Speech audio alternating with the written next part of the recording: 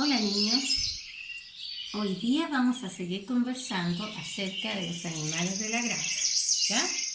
Para el día de hoy vamos a trabajar la separación silábica.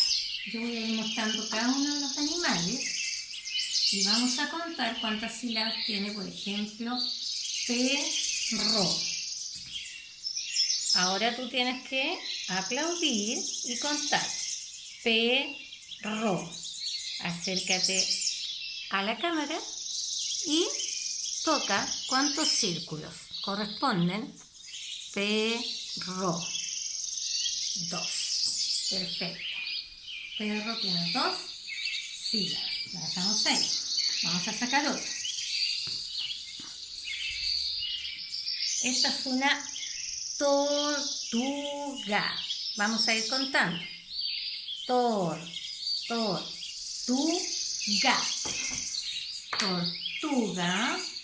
Tortuga. Ahora nos vamos a acercar y vas a tocar con el dedo cuántos círculos corresponden a tortuga. ¿Cuántos pensaste? Ahora tocar. Perfecto. 1, 2, 3. 3 sílabas. Seguimos. Vamos a mostrar otro más. Tenemos una gallina. Te acercas a la cámara y tocas los círculos que corresponden. Gallina. 3. Correcto. 3 círculos. Gallina. Luego tenemos la vaca.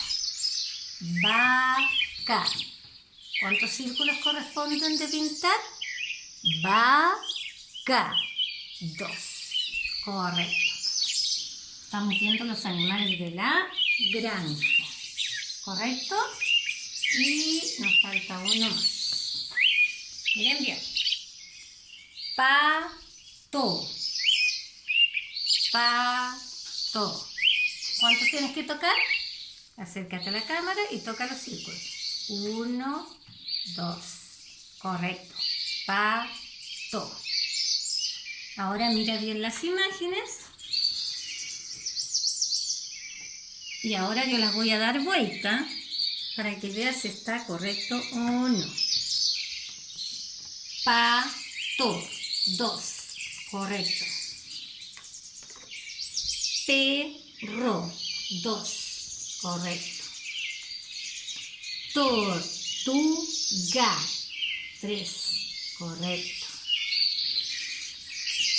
Gallina. 1, 2, 3. Vaca. Vaca. 2. Correcto. Vaca. Chao niños. Espero que les haya gustado y hayan entendido la separación silábica. Nos vemos.